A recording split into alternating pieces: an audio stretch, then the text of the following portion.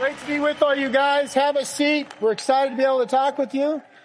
Well, tonight we want to take advantage of this opportunity. You guys have had a great night. I just cannot believe the great stuff you've been able to hear tonight. And I'm just so excited about all the changes. Can you believe how much money is being laid on the table for you? My goodness. We wanted to do something that's unusual tonight. We wanted to take some time and kind of retell our story about where we've come from to get where we are today, because the business is totally different, and yet all the important parts are the same. And so I want to take some time to just talk about that tonight. For those of you who are new and don't know us, I want to share a little bit of that with you. Those of you who know us, want to share some of that again, because we think all the important pieces are the pieces we'll all carry forward from here. But I think you've got a whole new business. You've got a business we never had. You'll be able to do things we've never been able to do, and we just can't wait for all of you to pass us. So we're looking forward to a great year with you. I just wanted to tell you, start from the beginning about why we think this business is so terrific. You know, I talk a lot in the plan about, climbing the ladder of success. And so many of you hear that phrase, climbing the ladder of success. And unfortunately, you hear a lot of times that you climb the ladder of success only to find it's leaning against the wrong building. And, so many of you have experienced that. So many of you have found that out, that you spent the time and the years and the study to climb up this ladder to get to some place and to find out, this is not giving us what we want. And I don't know where that happens and where we first realized that for the first time, but especially if you're new here tonight, if I could summarize what I think's happened to the story you were told, I think you were lied to. I think that the world lied to you, or the schooling system lied to you. I don't think anybody did it on purpose. I don't think they were malicious and said, let's mess this person's life up, even though that may have been the result. I think that a lot of people tried to tell you the best of what they had, but what they told you was wrong. I think if we could summarize what you were told about an occupation, the education you could get, and what that occupation could give you, I think what they told you was, well, if you'll go to school, study hard, get good grades, be a good boy or girl, show up for work every single day, that you're going to make a certain amount of money, whatever that amount of money may be. It might be a little more if you get a certain profession or a certain degree or certain training or whatever. And the implication is this, that the amount of money you're going to make is going to be a little more than the expenses you're going to have, so you're going to have some fluff left over. Isn't that kind of the feeling that you had if you worked hard and did the things that, I don't think in junior high you knew how much rent was going to be, or how much a mortgage was going to be, or how much a car payment was going to be. But the implication was you're going to make a certain amount of money, your expenses would be a little less, and you'd have some fluff. So here's my question to you. How's the fluff going? Because my guess is you were lied to. My guess is that life costs way more than you ever thought it would, and you're making way less relatively than you thought you would, and there is no fluff. And because of that, people are in trouble. And that's the biggest reason the business is great. The business is great. It's got lots of assets, but the first reason is because most likely you need to change what you're doing right now. And that's where we were too. The problem is that the alternatives are not good. And the reason we love this business so much is because it's not kind of the best option, and there's a good second, third, fourth choice. Guys, I know of no other choices that can come close to this business. I don't think the alternatives are good at all. Our business is so great because it gives you control, which you don't have now. I mean, somebody else can run your life, jerk your chain, tell you what time to show up, tell you what time you get to leave, get to do quarterly evaluations. That's got to be one of the most demeaning things in the entire world. And as technology changes, the business says, I'm sorry, we're not keeping up, so we're going to have to let a few people go. You are in no control at all. And you turn around and get in this business, we adapt to changes. Our rewards are unparalleled. You can make more money here than ever before, especially now. You get great mentorship from people who've gone before you who actually want you to pass them. And you're in total control. We can't fire you, even if we don't like you. There's no limits. The amount of income you want to make is totally dependent on how hard you want to work. The geography doesn't limit you. And because you can duplicate yourself, you can expand your income beyond anything you ever could have believed before. Nothing you can do to make money by yourself can match the money you can make by duplicating yourself. And because of that, now you have more time than anything else. There is no other business in the world that'll touch this. Laurie and I signed up in this thing January 25th, 1981. That's been a couple years. Business was perfect for us. We were looking for solutions and had a lot of goals that we wanted to have, but we couldn't find anything that gave us everything we wanted to do. We liked what we were doing, but it wasn't going to give us everything we wanted. I was a med student. I was 24. Laurie was a dental hygienist. She was 25. But our goal was to retire by the time we were 45. Medicine is a very demanding mistress, and I already had a mistress. Thank you very much. And I was really happy with her and didn't need another one. And The problem is that most doctors don't retire young because they're limited by their ability to produce. Oh, they can get paid pretty well, but they only get paid when they show up. And so there's no ability to really create beyond that. And so, we thought this looked like a good deal. Obviously, the best job in the world is to have a photocopy of yourself, put yourself in a photocopy machine, make more of you, which is what the business is about, right? Make 10 of you, they go to work, make 10 times the income, you get to spend more time raising your family and your kids, so you've got a great deal.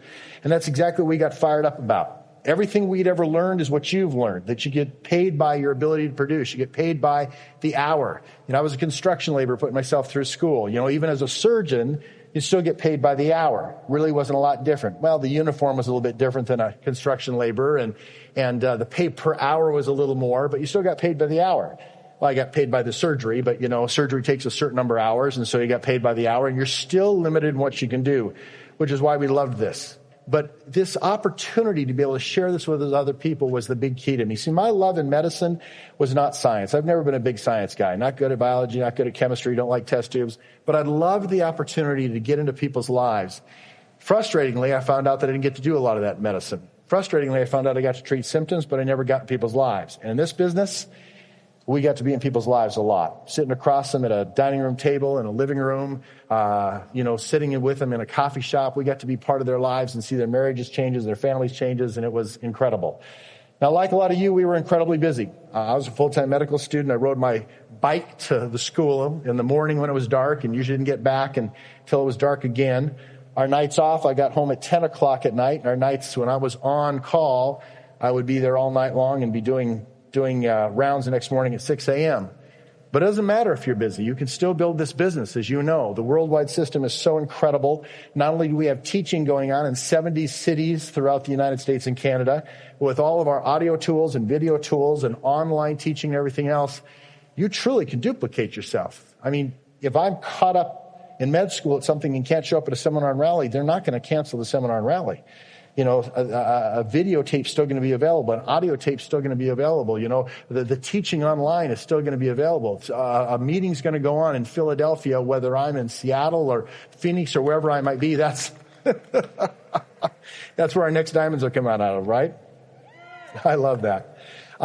We lived in Seattle, actually, when we started. I was born in Great Falls, Montana, went to school at Vanderbilt University and college. Laurie moved all over the country and eventually was raised in Boulder, Colorado, and went to CSU and CU. And we met up when I started medical school. And we got married. And my second year of medical school is when we actually started the business. Got married, lived in Seattle. And I'd seen the business before. And let me tell you, please make sure when you're showing people the plan, make sure you don't make the same mistake that the people that showed it to me the first time did. Because they didn't show me the big opportunity. All they did was show me product, and I wasn't excited. We've got great products, and they're terrific, and you can make good money having customers, but make sure you show the opportunity to everybody, for goodness sakes. I didn't see the opportunity. I saw some product demos, and obviously I wasn't super interested in just that. I didn't see a big picture, but I'll never forget, and please, spouses, listen to this, turning to the guy's wife, who was in the kitchen busy and making sure she wasn't being involved in this presentation. I said, well, Deb, what do you think about all this? And she says, oh, no, that's just something my husband's doing. I'm not really doing, I'm pretty busy doing my teaching credentials. And I don't mean to be insulting, but this wasn't good enough for a teacher, but for a surgeon, this should be something you should be interested in. That lack of endorsement didn't fire me up. This is the greatest business in the world. And it makes sense for everybody from every walk of life. And if you're telling your spouse, I'll support you, I just don't want to be involved, you obviously don't understand the English language. That's not support. Why should somebody in a highly paid profession get excited about a business that you're not excited to support your spouse with? You need to make sure that you're showing a commitment to this. People will follow what you do, not what you say. I think this is the greatest business in the world for everybody. The duplication is unparalleled. I don't care how much somebody makes. They are not in businesses where they can have the control of time. And there's rarely people, very rare group of people, that can match the income of this business. If they do, they don't match the time. This is the greatest business opportunity in the world. The best advantage is that people in no other business that I've ever seen in my life can touch as many lives as you can touch in this business. That's why I got excited about it. No matter how much I thought medicine was altruistic and reached out to help people, people. There were still politics and backbiting and everything else. This business changes lives. Dreams come alive, marriages come together, children come closer to parents, and we teach them practice principles like nothing I've ever seen. I'm prejudiced, but I just think our kids are some of the greatest kids in the world. But you know what? Every single thing I think that's great about them, they learn from and were taught from principles we learned in this business. From books we read, from talks we listened to, from upline that coached us. Now that to me is a value beyond all income. That's the most important thing. You know, one of the interesting things to watch that's going on is our name transition. When we started in the business, the name of the corporation that supported us, that empowered us, was the Amway Corporation. And it made sense for our intentions because it was derived from the concept of the American way. And you heard a speaker tonight talk about the incredible principles this country is built on. Any company that names themselves after those kind of principles, pretty dang good company. And it's everything we wanted to be a part of anyway. I mean, we wanted to run life on our own terms. That's what freedom's about, right? You know, when you talk about free enterprise, the French have a word that's used in economics a lot to apply to it called laissez-faire. And loosely translated, that means unrestricted freedom. You know, freedom on your own terms. And that's what this business is all about. Unlike anything else, this business means you get to have the freedom to live life the way you want. You don't have to like our dreams. You don't have to like our goals. But the difference is you have the chance to pursue your dreams and pursue your goals. And this business will allow you, no matter what kind of background you have, where you're from or who you are, to do the kinds of things you want to do. Now, as technology improved, we were able to go online in this business, and we were able to add lots of other companies. So we thought it'd be really hip to put a new name in. So we decided to change the company name from Amway to Quickstar. A little more hip, have an improved product line, and a new vision. So for 7-8 years, we pursued that with Quickstar. And after 7-8 years, in doing studies around the country, we still found out that more people gave more positive recognition to the name Amway than even they did to Quickstar after 8 years of experiencing the business. All the principles that we had started Amway with were still the principles that mattered to people. And so we said, you know what? Let's go back to what we know. Let's go back to the principles this country was built on, this business was built on. Let's be proud of being the American way, and let's make that what we're going to do for the rest of our life.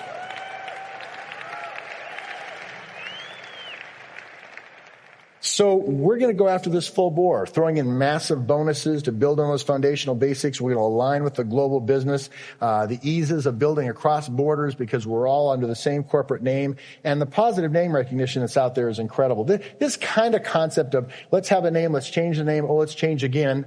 You know, you're only supposed to have one chance to make a first impression, but I think you're going to find out you have a second chance to make a first impression, and we're going to make that big. You know, I looked back in history and looked at, there was a company called Jack in the Box that did a similar thing, and some of you are too young to remember this. But in 1951, Jack in the Box was started. And they were pretty shoestring, let's just kind of get this thing going. They weren't really known for having quality food. In fact, bottom line, they were pretty inferior. And they had this funky clown head that used to drive up to and talk into his mouth to order the food. In 1980, they said, you know what, that's just not cool. We want to be cool. We want to be more hip. We want to have a name that makes more sense. Expand our product line. Sounds similar to another company you've heard of. And so they changed the name in 1980 to Monterey Jacks. I don't know if you remember this. And they literally had an advertisement where they took the clown and they blew him up. Said, we're getting rid of the clown. We're going to be cool now. We're Monterey Jacks. And they had an improved product line, a new vision. For 15 years, they were Monterey Jacks. And it never resonated and had the impact that simple, stupid little Jack in the Box did. So in 1995, they had another advertisement. And Jack came back with the Jack on the head. He's the new CEO of Jack in the Box. He walked into a boardroom and he blew up the boardroom. Since then, Jack, the new CEO of Jack in the Box, has done 300-plus commercials. That company's had incredible success, and I will tell you that you haven't begun to see the success that we're going to have. So welcome to Amway. We're excited about it, and we're fired up about our future. There is a second chance to make a good first impression, and we're going to do this big. This corporation is spending over $200 million in the next 18 to 24 months to improve our image. They've added $65 to $70 million in new bonuses, which we are fired up out of our mind about because we expect you to get a lot of those. And all this focus is going to be primarily about making sure it works for the newest person in the business. You know what? We diamonds don't deserve to make good incomes if we aren't making this work for the brand newest people in this business. If we aren't doing that, we don't deserve to be in business. And that is going to be our only business, making sure it works for the newest people in the business, making sure it works for the newest IBO. You know, one of the things that's happened over the years as we went to Quickstar and are changing the name back to Amway is that the internet has come about since then. And anytime you've got the internet, no matter what company you've got, you've always got a lot of critics. I got to be honest with you, I love that. I love that you don't have to go very far to find critics, because I think critics are one of the healthiest things you can ever have for a business.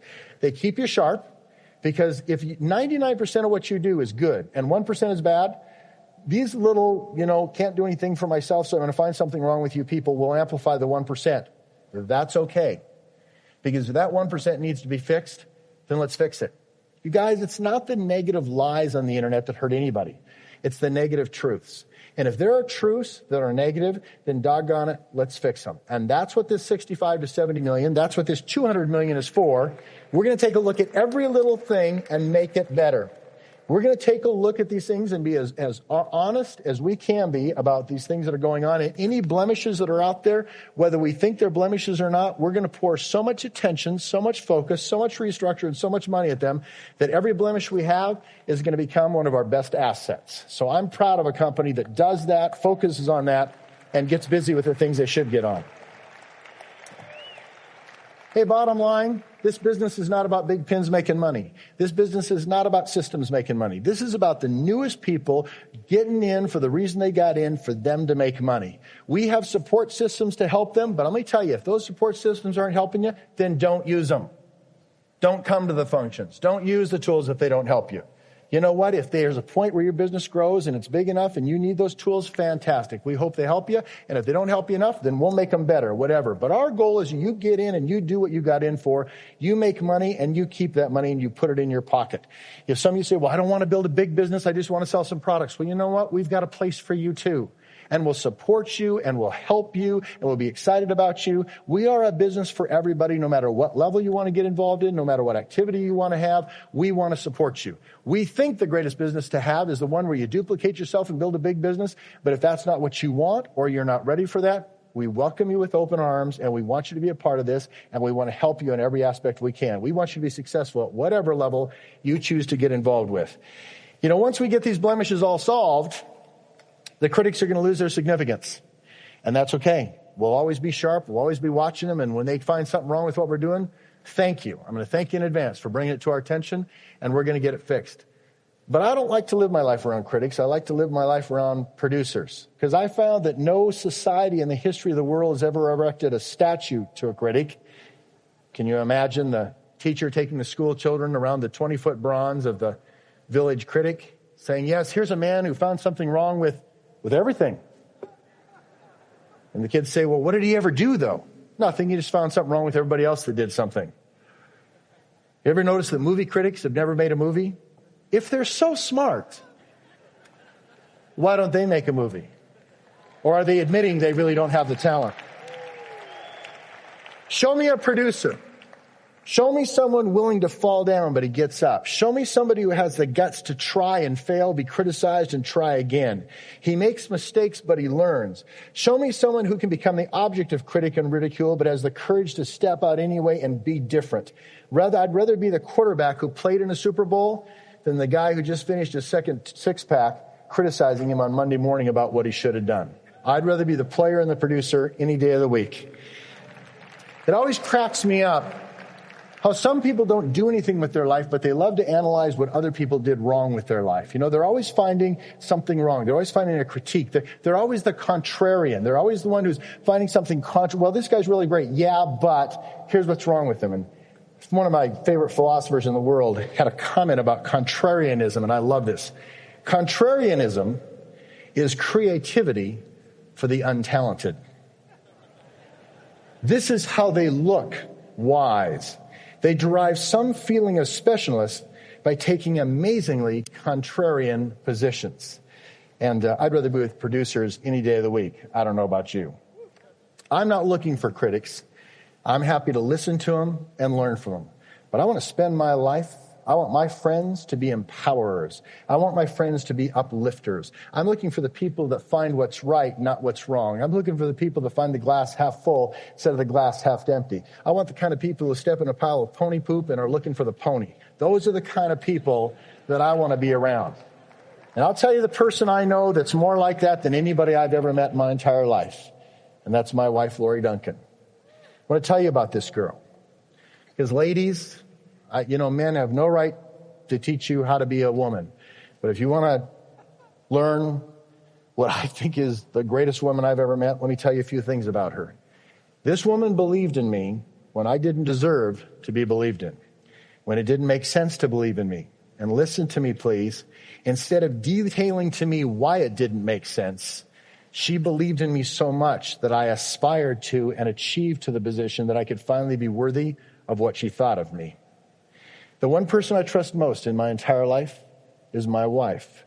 She is a Proverbs 31 woman, dedicated and hardworking, and what she's not good at, she practices until she gets there.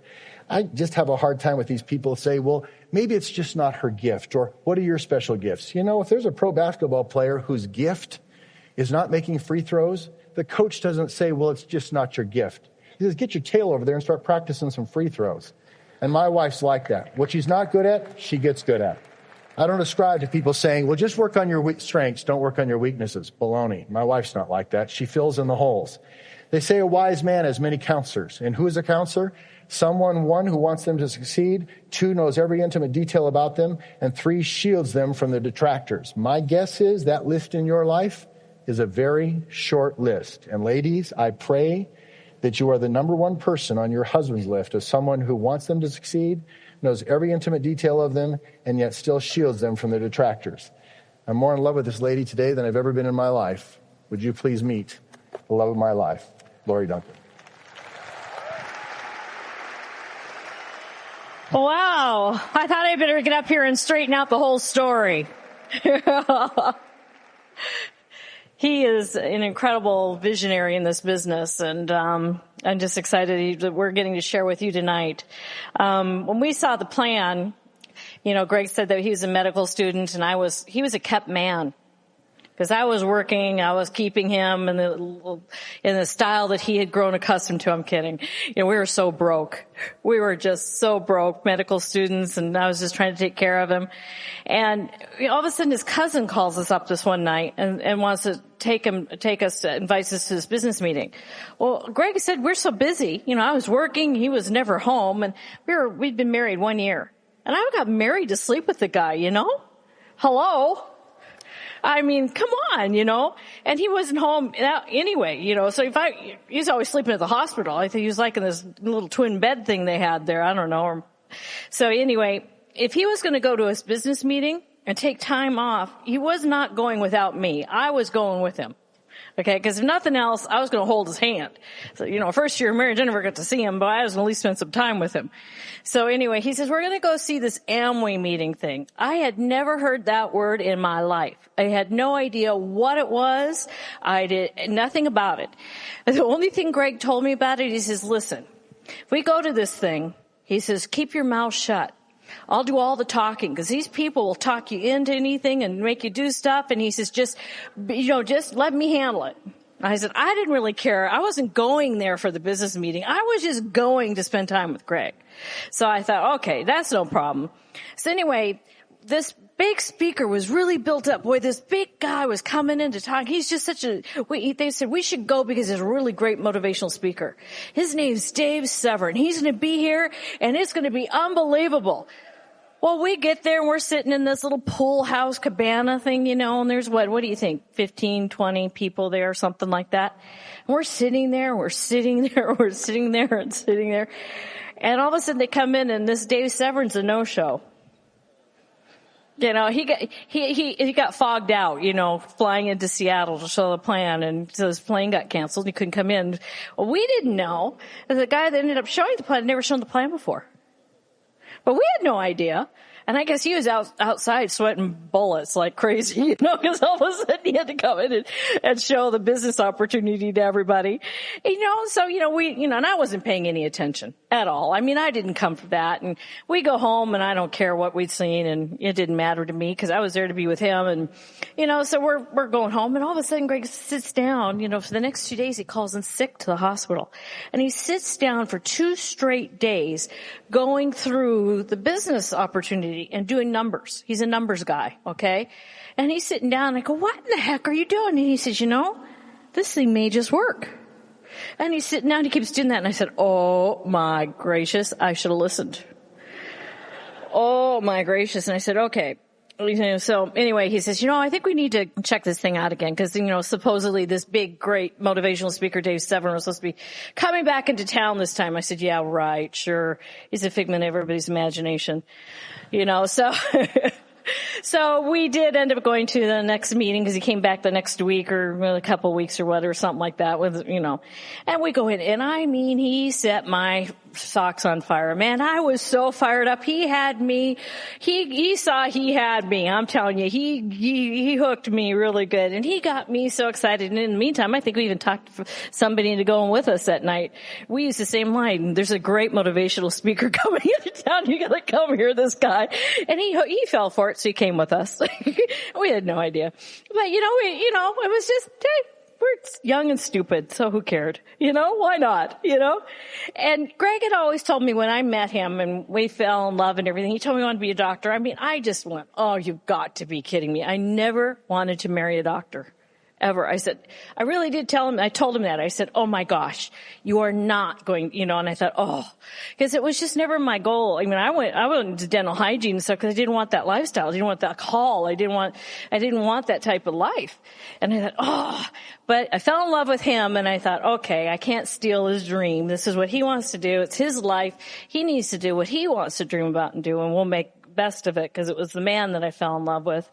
So when he turned to me, halfway through this thing, well, actually, there's a guy, we took to the plan, and when he turned to us and said he was going to do this thing, and I think, you got to be kidding me. I'm kind of looking around, and I was pretty fired up. And then Greg kind of went, okay, we got one, all right, so maybe we can do this thing.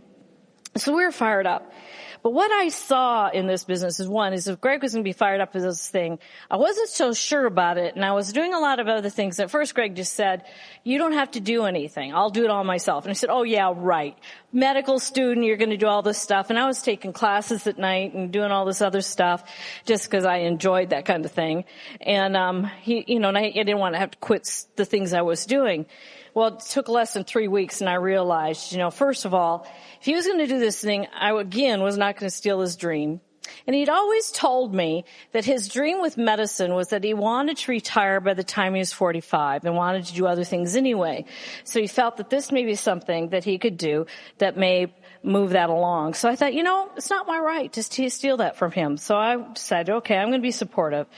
But what it meant to me, when Dave got me so fired up and we're looking at this, now I saw the money that it could be generated from it. Greg sat me down and helped me see that and saw that to me that meant security. And like where Greg said in our video, it wasn't the wealth of excellence, but it was the wealth of accumulation. And to me that was real significant because that to me is security. It's not the things, it's not the fluff, it's not the stuff. And trust me, ladies, I've got plenty of it. In my mind, when everything else in your life is taken care of, the bills like Greg talked about earlier, when the bills are taken care of and the necessities are taken care of, that other junk comes. So, I never have been really good about putting that kind of thing out in front of us as a goal or something, because to me what really has mattered most was security. And most importantly, as a mother, that meant for our children. And to me, it was being able to raise our kids in a way that even I couldn't have been. I mean, I came from a very middle-class family. I've worked since I was 12 years old. You start with babysitting and go on from there. I worked myself through college. My parents helped, so I was grateful for that, but I got a lot of scholarships when I worked and, the whole thing, Greg and I have done this on our own and have made this. It wasn't that I inherited anything. And so, when you've got that work ethic, you want to be able to, always your dream is to be able to provide as much or more for your children and always be a one step further ahead in life than you are. And, one of my dreams was to be able to send my children possibly to a private school, private education. But as we grew in this business and got around people and got exposure to other people, our dreams grew because we got exposed to things we never knew existed. And, sometimes you don't know what you don't know. And so I had no idea that maybe there may be another way of educating your children besides just a private education. There might be something different. And so, the thought came to us. They said, well, maybe we'll hire private tutors. And we wanted to provide a Renaissance education, an education that was beyond what anybody could dream of. And we just felt that we could expose our children to a worldly view. And we were traveling and doing things, so why shouldn't they? Why shouldn't they have those experiences? So for 8 years, they had private teachers. And it was wonderful because they were able to adapt to our children's differences. They went back and filled in the holes of things that maybe didn't click through their elementary school years and whatever. So they had them through their secondary education all the way through high school. They ended up graduating from high school early and getting college credits, and then took those, they went to the local junior college and then took those on to their university with them. And so what was wonderful is because they graduated early, they were each able to do special trips and live in Europe or wherever. They all chose different things. They chose different things to do, but it was wonderful to be able to have an education without limitation. To be able to offer for literature instead of just reading Shakespeare, to take them to Ashland, Oregon, where they have a Shakespeare festival. And I think there's 37 some Shakespearean plays around in that area, 36 or 7, I think. Our children have seen 26 of those plays. One of the things that warmed my heart the most is when we're sitting there and our son Devin turns to us in Hamlet, we're watching Hamlet, and he goes, "You're going to laugh your head off at this next line." Because he knew what was happening and was into it and understood it and was relishing in this experience. Or having language immersions and living in Costa Rica and in France and being able to enjoy and experience different cultures. Or when you learn about, your 6th grade, the federal government and the system, you go to D.C. and all those wonderful things, or to Gettysburg and all those wonderful things. And to hire, instead of doing it with the school bus method, hire private guides to take us around. What I loved is we had a private driver and a private guide all through D.C., because there's nothing worse in Washington, D.C. than parking. And the lines. See, we hired all these people to do that, so we didn't have to stand in any lines. It was absolutely delightful. Now that's what I talk about. Isn't that great? Because you go and you experience twice as much in the period of time you're there. So when you can provide an education beyond all limits, they can do things that they never thought they could do before to learn about something. Like, for example, if they're learning certain aspects of physics, and in summer course they built rockets and things like that. One time they put a fireworks display together and set it all off to music, but they all did it through the computers and everything. Or because they were learning calculus and math, they learned and designed a canoe and built it from hand and had to carve it and everything, because they put to use what they learned instead of just learning it and putting it in paper and doing, okay, here's everything. They actually utilized it. They took a computer, took it apart, put it back together. So they understood what it was. My kids are amazing computer whizzes because of that. They know ins and outs of everything. They've won math, awards and things, were chosen for special math projects because they were so advanced in math. They were doing math in the 4th dimension. Don't even ask me what it is. I don't know.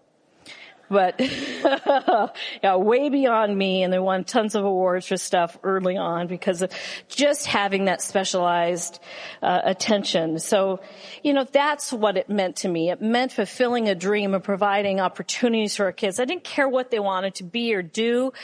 Whatever it was, I just wanted them to pursue it with all the vigor and energy and pursue it with as much excellence as they could. That's what mattered to me.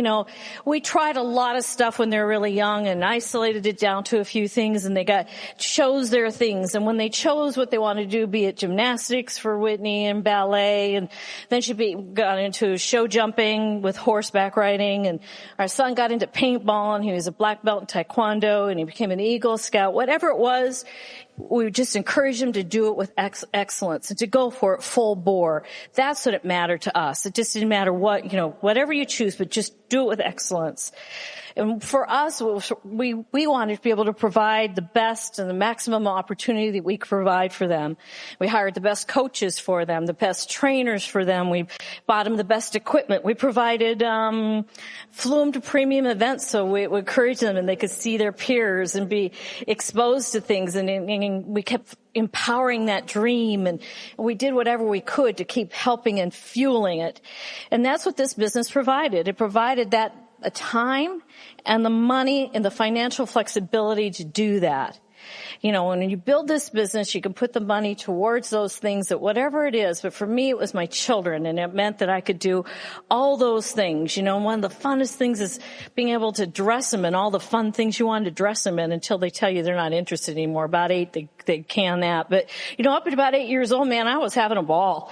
I could put them in anything I wanted, But you know what I mean? It's stuff like just doing the little things. That's the stuff that just was so much fun to be able to have to do. It's like our children now are raised and they're college age, and they're like Greg said, they humble me every day. I am so blessed by them, and I wish that for you and want that for you. Our daughter we just took her to Europe, and she moved into her own flat, and she's going to school at the University of Paris, the Sorbonne this year. And 21 years old, her own apartment in Paris. What are we thinking?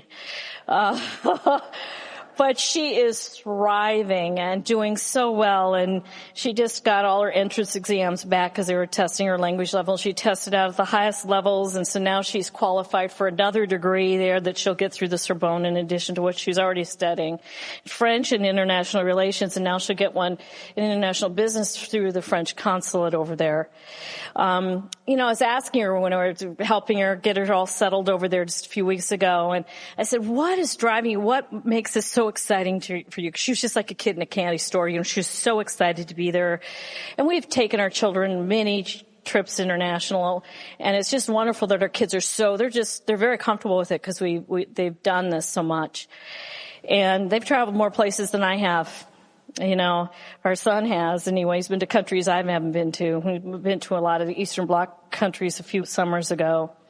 But our daughter said, it's the challenge of the unknown and constantly being made uncomfortable and always having to, deal with the daily changes and not knowing what's going to happen. And I said, man, do you know how unusual that makes you? Do you know how many people won't even get out of their lazy boy chair and get uncomfortable? I mean, and it's because of that. So this business that she's been exposed to the winters, and she's not afraid of that, and she loves it and she thrives on it. And that's what this business has provided, is that dream to do that, and just this winter talk, that's what I'm talking about, I mean, I think her dream is to be the ambassador to France one day, U.S. ambassador to France. Whether she achieves that or not, I know that we've done what we can to fulfill as much as we can to empower that dream, and she'll probably do it. And that's her. Devin is finishing his degree at Chapman in entrepreneurship and business communications. Since he's 13 years old, he started 5 businesses. He's still doing them all. And now he runs businesses where the kids at Chapman University intern under him, and he signs off. He's their teacher. He's doing the internships. He's their boss. Many of them work for him. And he's applying his education to real life. That's what I'm talking about. Both our children think that Quickstar is the greatest business, and Amway is the greatest business in the world. And they constantly ask us, what is wrong with adults struggling with finances, slaving away at jobs and have bad bosses, but don't give priority to this business? Nowhere else can you get started with very little money. Nowhere else can you get started with no experience. And that's very true. Where else can you do that? That's the blessing and the gift of this business. We're blessed to have it. I was so excited that we started our business, and we built it, and we worked hard. And did we sacrifice? Yes. Did we give up things? Yes. Do I regret anything? No. And I've asked my children many times, to remember the nights we were gone or the weekends we were gone or anything. You know what? They said no. And they said, the times you were gone, we knew you were doing what was important and you were doing it for us. And we have reaped the rewards and the blessings because of this business. So who couldn't love it?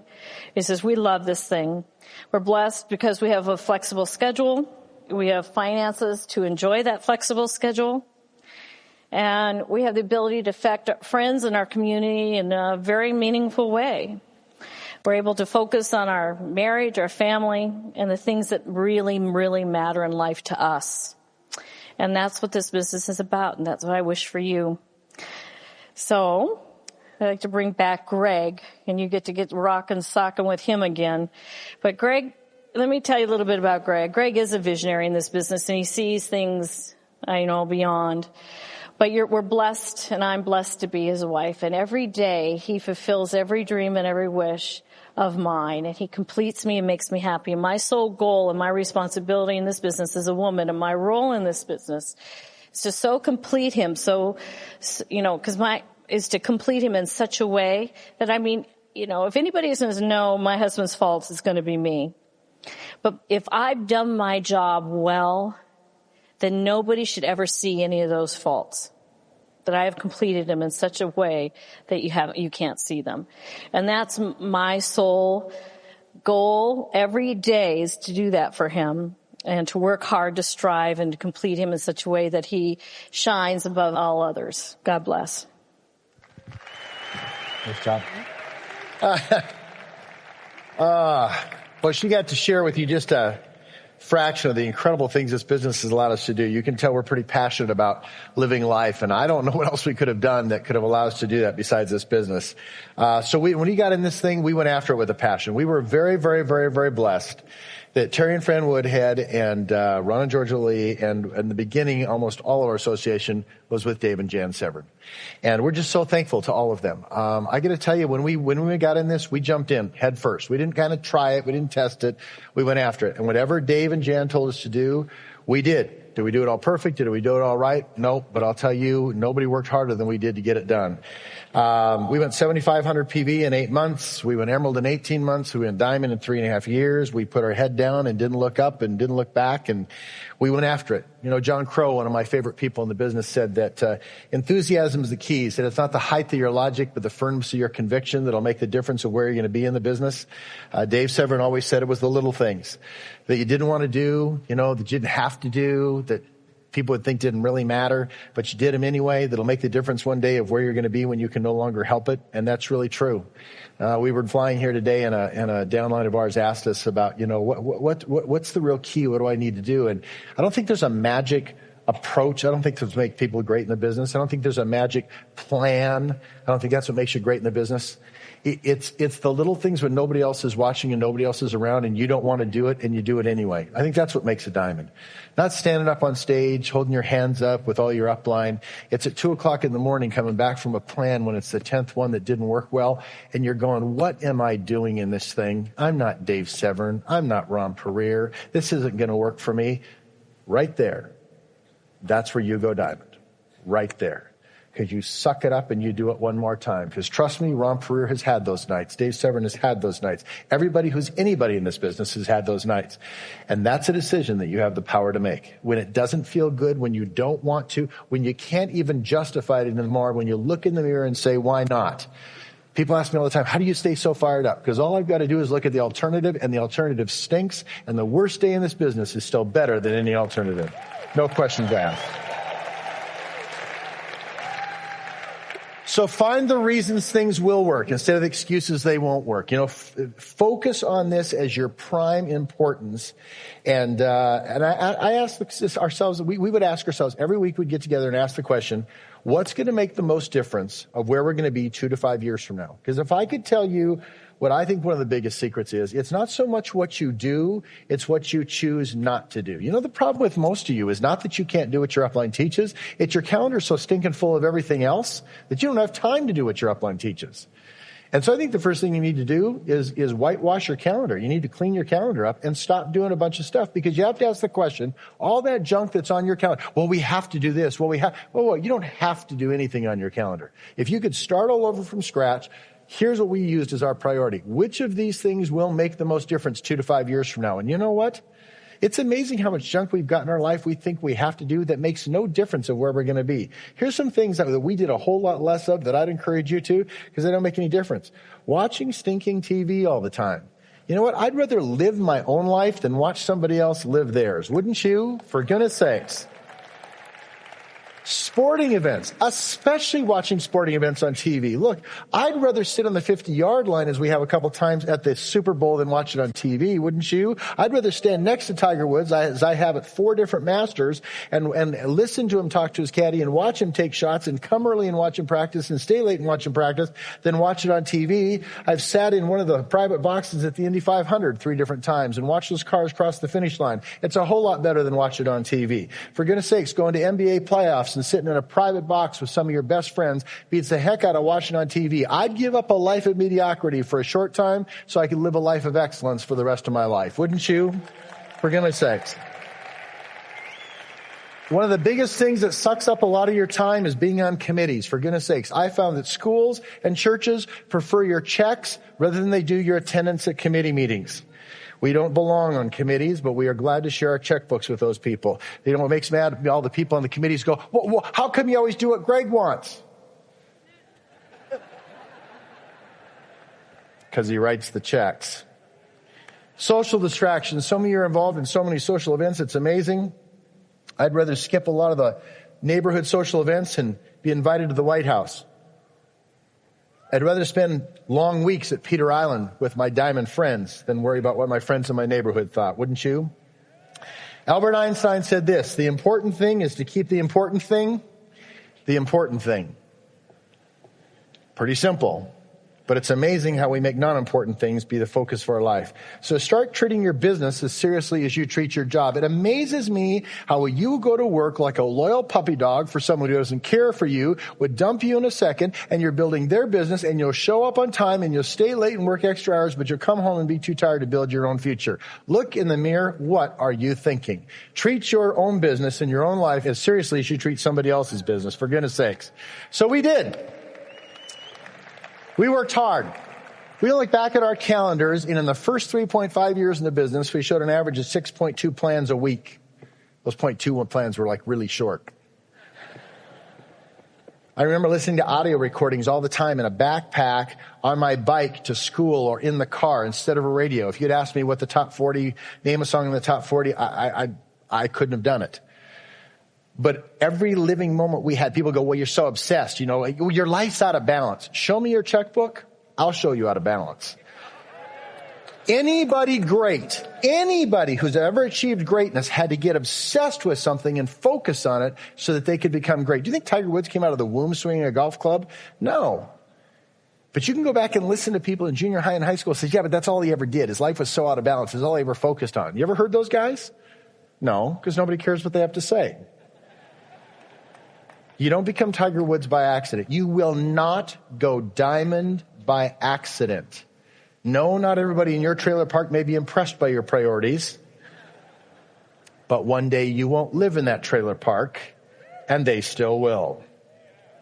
Many people say, oh, Greg, I wish I had your business. No, you don't. Because you aren't willing to pay the price. You're willing to pay the price? You won't wish you had my business. You will have my business and much more. You'll pass Ron Pereira, Dave Severin, and all the great ones, because what you have is the ability to stand on their shoulders and see further. Hey, we had lots of difficulties. You'll have difficulties. Please don't embarrass yourself and send your upline to communicate. Oh, you wouldn't believe what happened. Yes, they would. The point is not that you had problems. The point is, how did you react to those problems? We had problems. We didn't have a catalog. We didn't have product diversity. We only had soap products. Our upline was at a distance. Dave Severin was showing plans in other legs. I never had a single personal meeting with Dave Severin until I had been at 7,500 for 12 months straight. Terry Woodhead didn't even know who I was. I'd never set eyes on him until I was 4,000 PV. When I built the business, we didn't have cell phones. We didn't have answering machines. I had to carry a bag of quarters around to go to payphones. No, I did not know God when he invented dirt, but close. We had no internet, no interactive messaging systems, no conference calls. I had a series of 20 cities that I flew to over 2 to 3 month periods of time, and those people literally had no way of getting information through the internet or through Kate or anything else except when I went and visited them. And so we constantly had to go do that cycle and see those people. I didn't change pins to make money. I changed pins for the privilege of association. So don't call up and whine and tell your upline how tough life is. Look, we all have gravity. There is gravity on earth, and it really weighs you down every day. So what are you going to do about it? Don't tell me there's gravity. Tell me what you did to fight gravity. I'd love to read the story that you all have about your life. I'd love to read your novel, all 48 chapters of all the difficulties you faced. But I'm going to do what my mother taught me to never do and go to the end of the book and see how it ends. And at the end of your book says, and because of all those things, I rolled over and wet on myself and did nothing. I'm not interested in reading your book. But if your book ends with, and despite all that, I got up and tried one more time, and that's why I'm successful today, because I never quit and I never got backed off, and that's the kind of person I want to spend the rest of my life with. If you'll have that kind of attitude, I'll tell you that the opportunity you have in front of you is so much better than what we had. You think you can spend a fourth the time, a fourth of the expense, have 1/4 the travel, 1/4 the frustration, and end up with 4 times the income and 4 times the freedom than any diamond you will see on stage today. I think we are on the verge of taking this business from $1 billion business in North America to $5 billion. And if you do the math, that's 800 new diamonds. I believe 95% of us leaders are going to get passed by you, not because our businesses are going to go backwards, but because I think you have so much vision, you're so much smarter, and you've gotten so much more education than we have that you're going to blow us out of the water. Now, for those of you who don't want to go that fast or be that big, take as long as you want. Here's the great thing. We pay you the same when you cross the finish line, no matter when you cross it. This isn't the Olympics where second place gets a silver medal. Everybody gets a gold medal in this business. I don't care how long you take. I don't care if you're the dumbest, ugliest person in this room. Sir, please put your hand down. I don't care who you are. You never have to be as great a speaker as Dave Severin. You never have to have the wisdom of a Ron Pereira. You never have to have the love and kindness of a Terry Woodhead. I don't care who you are. If you will not back off, you will cross the finish line, and the reward will be the same for you. Now, some of you have been saying, yeah, if I wait long enough, maybe it'll get really good. Well, I don't want you to adopt that logic. Honey, wait. It's going to get better. Honey, wait. Pal, with the new business bonuses that just came out, now would be a good time for you to get started, for goodness sakes. Hey, I want to promise you along the way, not everybody's going to get it. Okay, don't worry about that. Focus on those that do get it. Shrug off those that don't get it. For goodness sakes, don't get hung up on it. I just get excited about a business where people want to help you succeed, and I don't worry about the people that don't want me to succeed. Donald Trump had a show called The Apprentice, and his favorite line was to point at somebody and say, "You're fired." You know what I love about this business? A diamond points at you and goes, "You're free, man," and wants you to do everything you can to help you succeed. And I love that. I love a business where people empower you and want more success. They don't step on you in the process of getting their own success. You know the saying, SW, SW, SW. Some will, some won't. So what? Who cares? Don't get hung up on those that don't get it. I had a banker one time who said, "There's something wrong with the financial report that you gave us at the bank." I said, "Why is that?" And he said, "Well, I see you're in this Amway thing, but there's obviously too much income here. What else do you do?" I said, "I don't. This is what I do." I said, "Why?" He says, "Well, because you make more in 2 to 3 months than I'll make in the next 2 years." And I said, "Well, have you ever seen this business? You ever seen the plan?" He said, "Oh yeah, a friend sat down and drew a bunch of stuff and showed me some things." I said, "Well, what'd you think?" And he said, "Well, I didn't believe it." And I said, "Well, I did."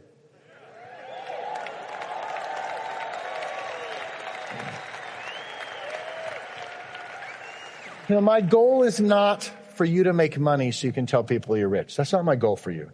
My goal for you is to make enough money that money is no longer important to you. That's the ultimate goal. I want you to make decisions in your family not because you can afford them. I want you to make decisions because you can afford to do anything you want. So now you have to make decisions about what's the right thing to do.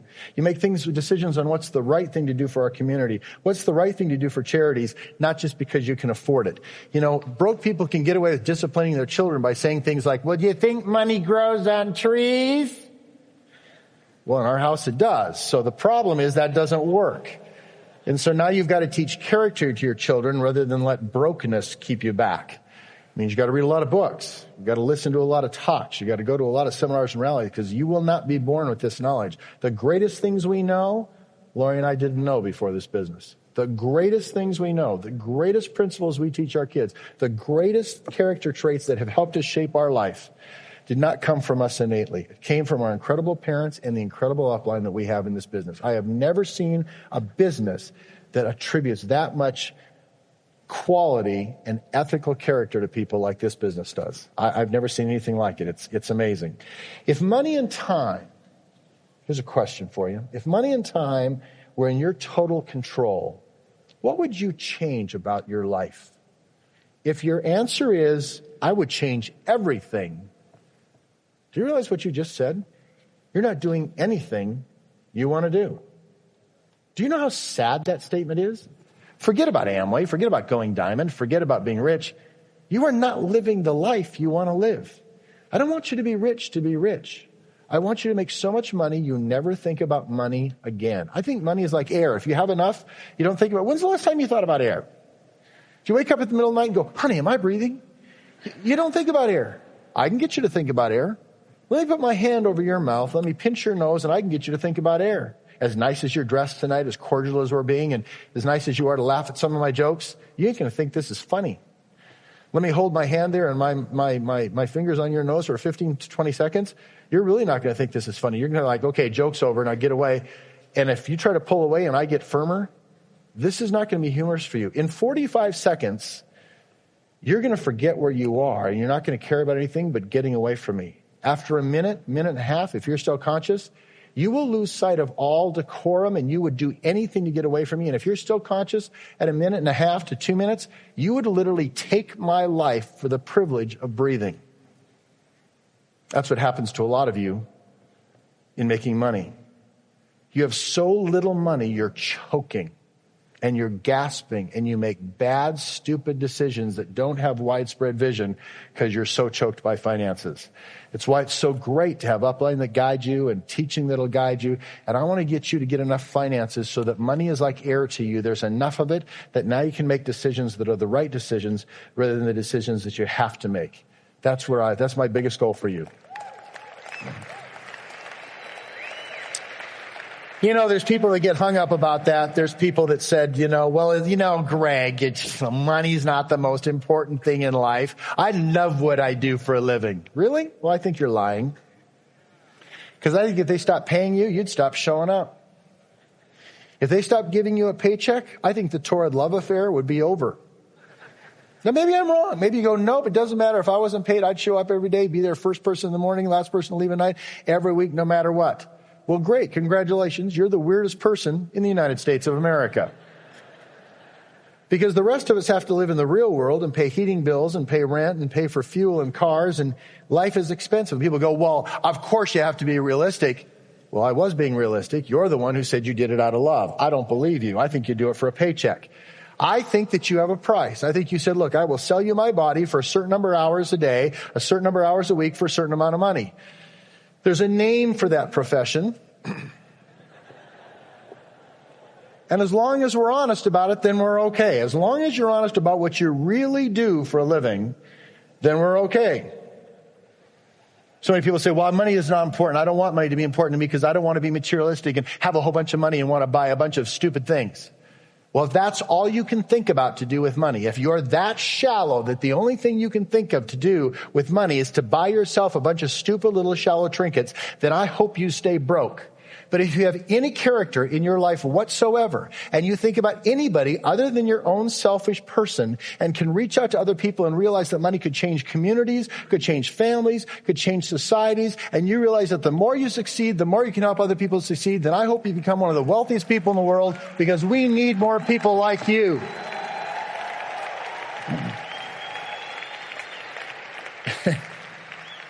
It is amazing how many people want to make you feel guilty about making money. My own church was one of the worst places. People would, well, I think it's terrible that people just want to make a lot of money. And yet if they were offered a salary increase that doubled, they'd take the job tomorrow. Well, what happened?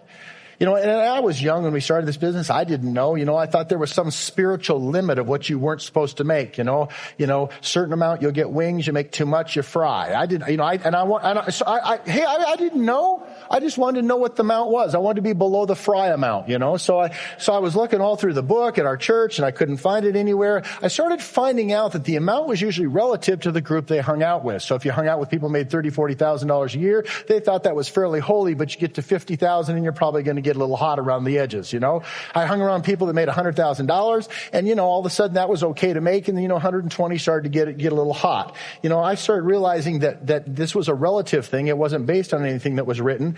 And, so I realized that, whatever you hung around with, that was okay. So I just chose to hang around multimillionaires the rest of my life. And I've never been unhappy since then, for goodness sakes.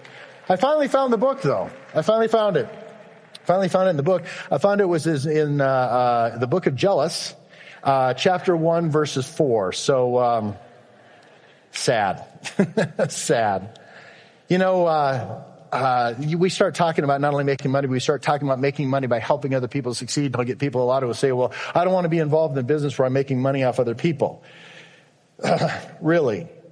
And we have this event on the weekends because you're busy all week working at a job. Do you have any idea what's occurring there? They're paying you money. Why do you think they're paying you money? Because you're so dang good looking? I don't want to hurt your feelings, but for a lot of you, that ain't it. Sir, don't raise your hand again. If I got paid on looks, I'd have to be selling pencils in the corner. You don't get paid because you're good looking. They pay you money because they're making money off of you. Don't do that all week long and they get pious on me on the weekend and say, I wouldn't want to be involved in a business like that. You are, and you're going to be next week. The sin is not that people make money off other people. The sin is that they make more money than you make off your effort. And when they're making more money when you're working at that job than you're making, that's the sin. And I say, go and sin no more, for goodness sakes. Get in a business where you make the most money and somebody helping you makes less, for goodness sakes. Hey, I want people to make money off me. I want people to make money off me. That's called free enterprise. I love being a consumer in a free enterprise society because the minute somebody makes something, somebody makes one better. I love being able to do that. I want people to make money off me. I want the Mercedes-Benz dealer to make money off me. So they make nice cars, and the car dealer will have lots of choices because he wants to make money off me. So he'll make sure he's got lots of colors and lots of models and lots of choices. I like shoe salesmen, shoe stores to make money off me. I want them to have lots of sizes and lots of shapes and lots of models and lots of colors. I want them to have opportunities. I pray that Krispy Kreme wants to make lots of money off me. I like when businesses want to make money. I've never had people get mad in this business that they make a lot and I make a little. The beauty of the business is you got to make a lot for me to make a little. So I want you to make a lot of lots so I can make a lot of littles. What a cool deal. I've never had anybody get mad at me that I wanted them to be more successful than I am off their business. For goodness sakes, my brother Brad makes millions off this business. Millions. I only make hundreds of thousands off that one leg. That is an awesome concept. My brother doesn't get I hate you, Greg. I hate you. I'm making millions and you're making hundreds of thousands. My brother doesn't like math or school, and he figured out that was a good deal. That's awesome. For goodness sakes. This is the greatest business in the entire world, that other people want to help you succeed. Do you realize all these diamonds actually want you to pass them? When's the last time a supervisor at work pulled you together, left his family in the evening so he could sit down and show you how to pass him? Never. I mean, he's not a bad guy. Somebody going, oh, yes, he is. Well, I'm not a good guy. I'm not a better guy than your supervisor. I'm just in a business where the only way I can succeed is I got to help you succeed. Remember the golden rule your mother taught you? It's exactly what we're talking about. It's the greatest business in the world. But the magic is not the company. It's not the owners of the company. It's not the products. It's not even your line of association. It's not even your upline. It's the magic is the opportunity. It doesn't matter who your upline is. The opportunity is still here. It doesn't matter what your line of sponsorship is. The opportunity is still here. And it doesn't matter what the products are. But I will promise you this with all the other diamonds. We will spend our life to give you the best upline you can possibly have, to give you the best organization you can possibly have, to make sure you get the best products you can possibly get, and to make this company the best there could possibly be, because you deserve to have the best to make this opportunity work right.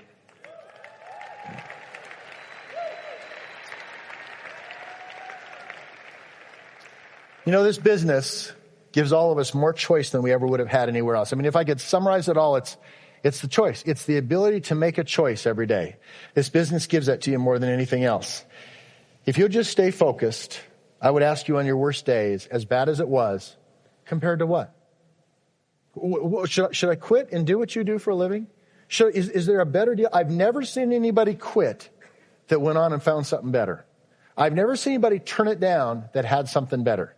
I have never seen anything that can touch what this is. So my question to you is, how long are you going to wait to live the life that you want and deserve rather than the life that you're forced to live because you're not in control? I believe this. I believe that in this business, you'll not only be free, but the only way you'll be free is to so impact so many lives that literally is a diamond. I believe you will impact more lives, more profoundly, for longer periods of time than any human being who has ever sat in the office of the President of the United States or will ever sit there. The most powerful position in the world. That's how much I believe in the power of a diamond in that organization. You will affect more lives, more profoundly, for longer periods of time than anything else you could do with your life. And at the end of your life, the day you lay in your deathbed and take an account of what you have done, you aren't going to care how many garages you own or how many cars sit in those garages. What's going to matter to you is how many people's lives are changed because you breathed on this earth. And I truly believe that there's nothing you could do more than being a diamond in this business. So I pray that you'll make a decision this weekend. I pray you'll make a decision to get involved with us, because I got to tell you, as great as the diamonds are that you're listening to this weekend, we have so many dear friends. We can't do this without you. And we look forward to seeing you on the beaches of the world. God bless you. This is a copyrighted program of Legacy Leadership